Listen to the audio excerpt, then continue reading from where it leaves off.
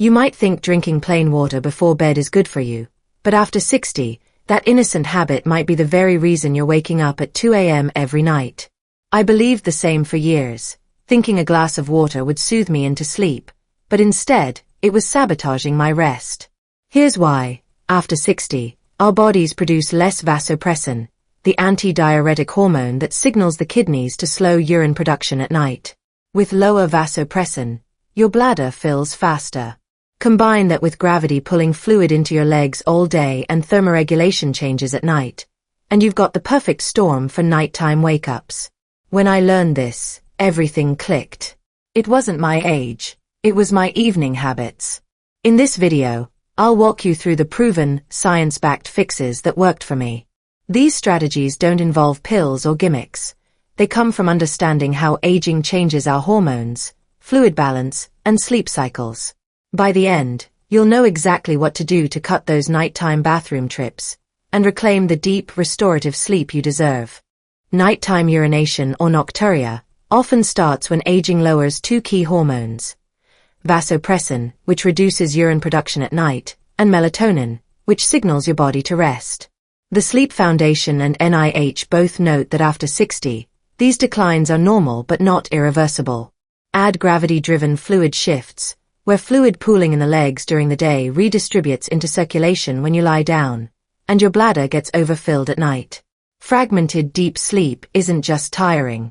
Studies from JAMA Internal Medicine reveal that disrupted sleep raises the risk of falls, memory lapses, and mood issues like irritability or mild depression. Every time you wake up, you lose precious slow-wave and REM sleep, key stages for muscle repair, brain detoxification, and immune system strength. The good news? Once you understand the triggers, small changes in timing, position, and bedroom environment can dramatically reduce these wake-ups and restore your nights. I still remember the hum of the fluorescent lights in that exam room. I was 74, sitting there in my cardigan, feeling more like a worn-out patient than the lively grandmother I wanted to be. My doctor glanced over his glasses and said, "Waking up 3 or 4 times a night. At your age, that's normal." He meant well, but the words stung. Was I supposed to accept this endless cycle of 2 a.m. bathroom trips, broken sleep, and groggy mornings? I left that day with more questions than answers.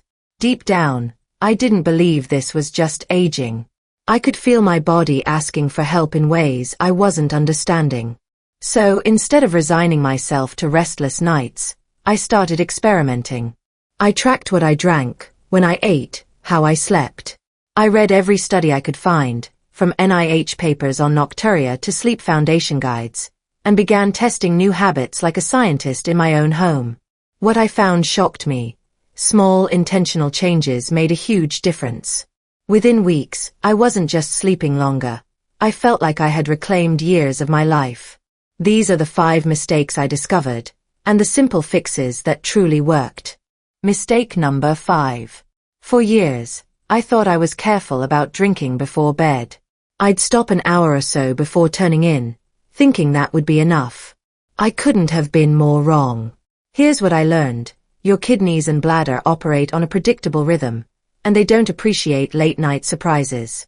When you drink any fluid, it doesn't go straight to your bladder. It's absorbed into your bloodstream, increasing blood volume. Your kidneys, acting like precise filters, respond by pulling extra water out to maintain balance. This process takes time, anywhere from 60 to 180 minutes. So, that innocent cup of water at 10 p.m.?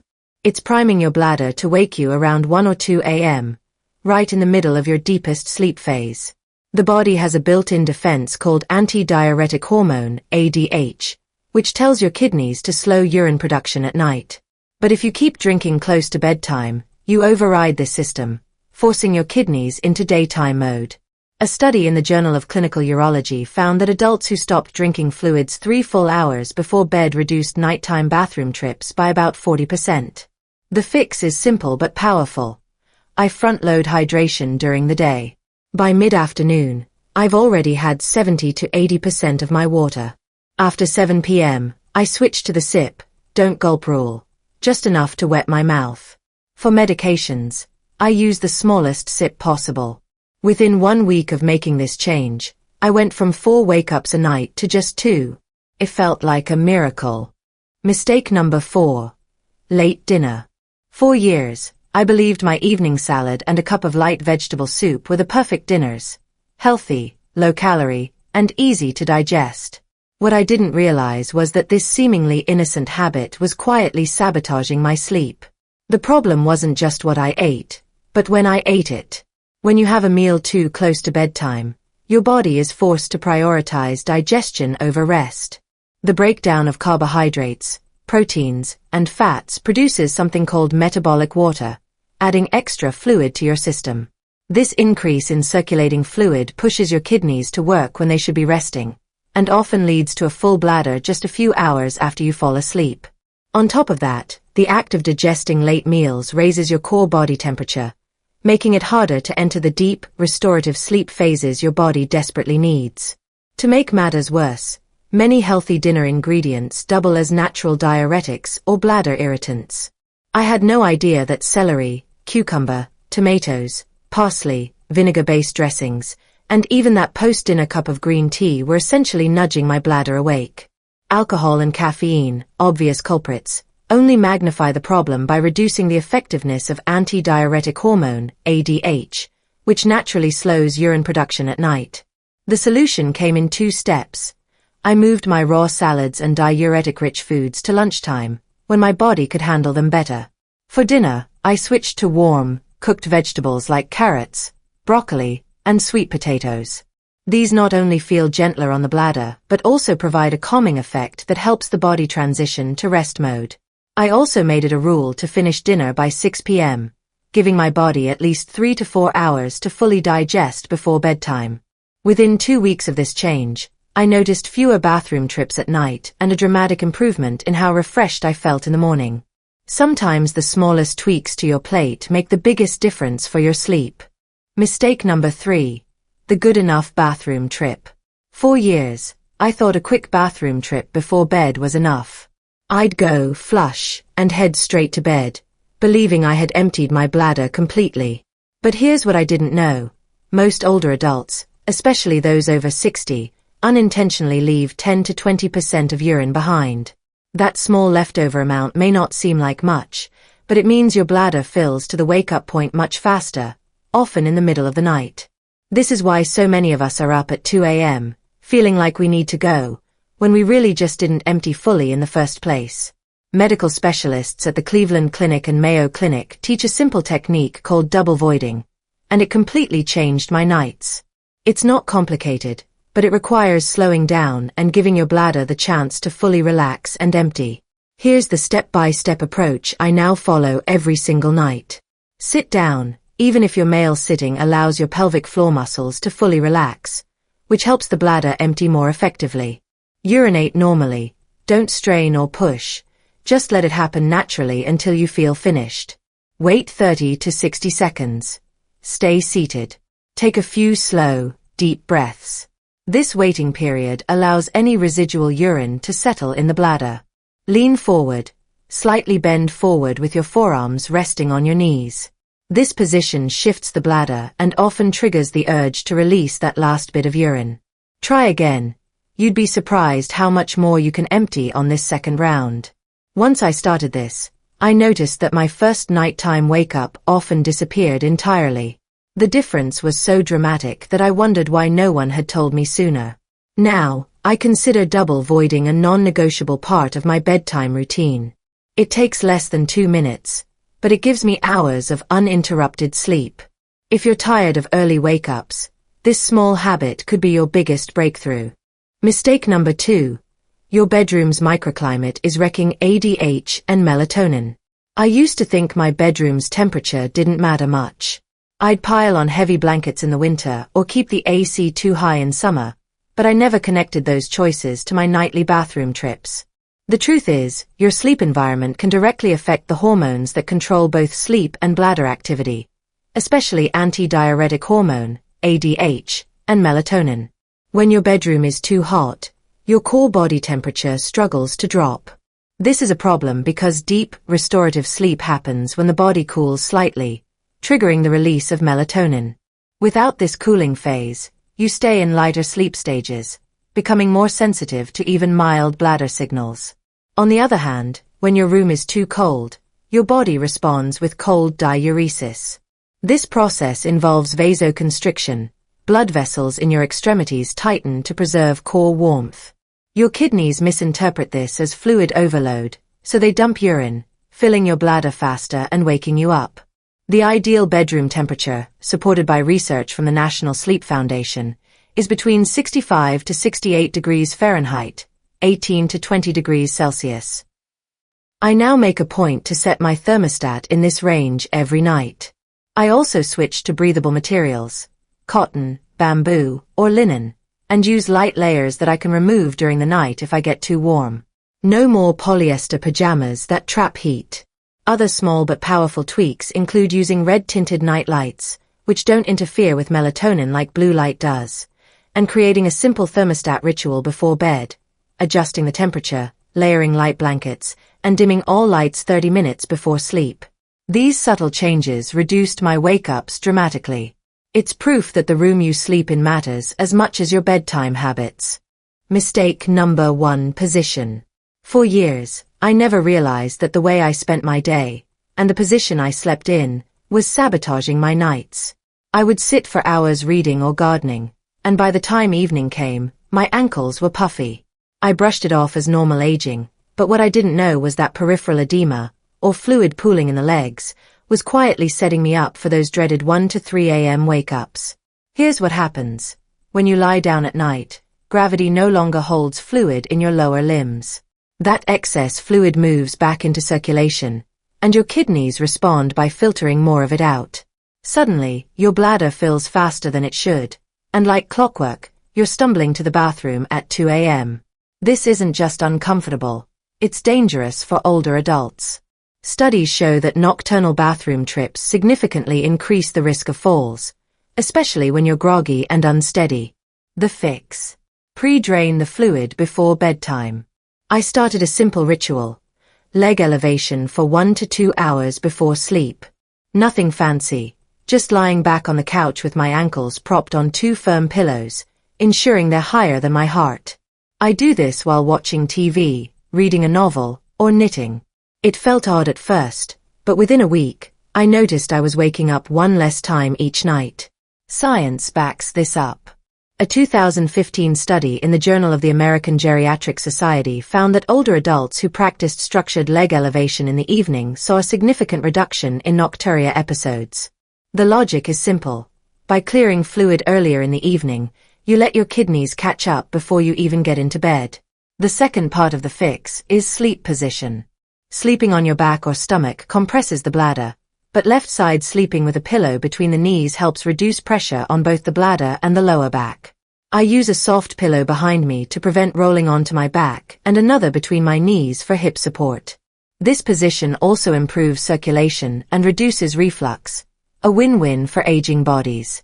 Now, this combo of leg elevation plus left side sleeping is non-negotiable for me.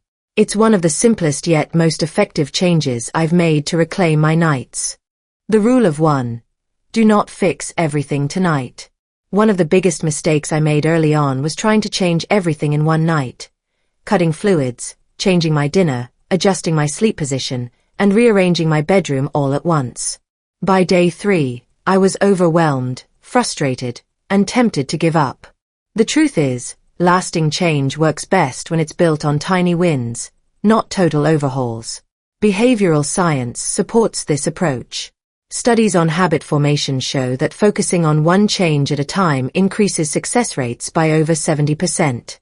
That's why I now follow the rule of 1. I pick just one fix, the one that gave me that aha moment, and I stick with it for 3 to 7 nights before stacking on the next. For example, I started with the 3-hour fluid cutoff. Once that became second nature, I moved on to leg elevation. By the time I added the third change, my body was already thanking me with longer, deeper sleep. Don't rush. Start small. Progress, not perfection, is the goal. Pick your one thing tonight and give it time to work. You might be surprised how powerful just one consistent habit can be. When it's not just habits. Not every 2 a.m. bathroom trip can be solved with lifestyle changes. If you experience pain, burning, blood in your urine, sudden urgency, incontinence, or excessive thirst, it's time to see your doctor. These could be signs of underlying conditions that need medical attention. Common culprits include urinary tract infections, UTIs, diabetes, overactive bladder, or in men, benign prostatic hyperplasia, BPH.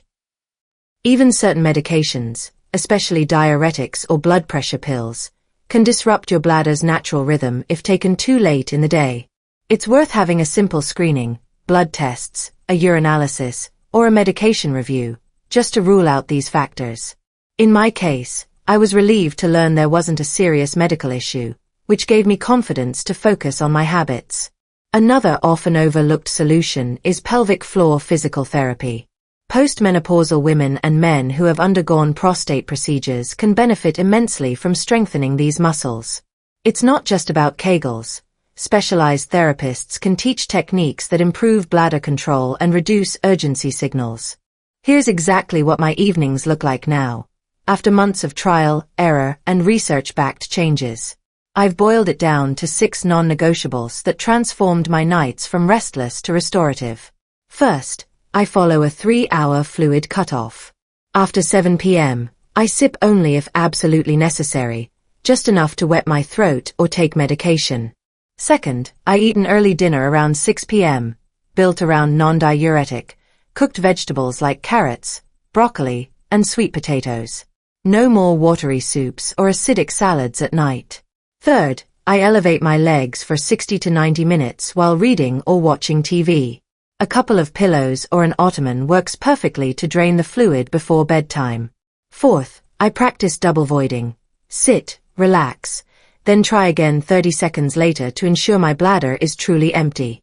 Fifth, I set my bedroom temperature at 67 degrees Fahrenheit, slip into breathable cotton pajamas, and use a soft red night light that doesn't disrupt melatonin. Finally, I sleep on my left side with pillows behind my back and between my knees. This small adjustment reduced bladder pressure and hip pain, giving me an extra hour of uninterrupted sleep. What I wish I'd known 10 years ago. If I could talk to my 64-year-old self, I'd say this: aging is real, but suffering isn't mandatory. For years, I blamed my bladder, my age, and that last glass of water for my miserable nights. I thought it was inevitable, but I was wrong. The truth is, timing matters far more than I realized. When I finally understood how my hormones, kidneys, and sleep cycles work together, and how simple habits were sabotaging them, I stopped fighting my body and started supporting it. I didn't need to quit drinking water or give up the foods I loved. I just had to stop giving my bladder the night shift. That meant eating earlier, picking the right dinner foods, and cutting fluids at the right time. It meant changing my position in bed, not my whole life. Looking back, I wish someone had told me sooner that tiny adjustments beat drastic solutions. No expensive gadgets, no sleeping pills, just simple, science-backed habits that respected how my body had changed. So here's my advice. Don't wait a decade to figure this out. Start with one change today. You'll be amazed at how quickly better sleep returns when you stop blaming age and start mastering your evenings. Today, I'm sleeping 6 to 7 hours straight, something I hadn't done in years. My mornings feel lighter, my energy is steady, and I'm back to painting, walking, and truly enjoying time with my grandkids. The secret. It wasn't one miracle trick, it was one change, then another. I mastered the fluid cutoff, then the leg elevation, then the side sleeping. Each small win built momentum. I've learned that better sleep isn't luck. It's about consistency, timing, and understanding your body's rhythm. And once you experience the difference, you'll never want to go back. Now I want to ask you, which one fix will you try tonight? Leave it in the comments. If you're ready to start your own plan, type plan, and commit to just one change for the next week. And if these insights helped, subscribe for more evidence-based, senior-friendly guides that make nights calmer and days brighter. You deserve that kind of rest.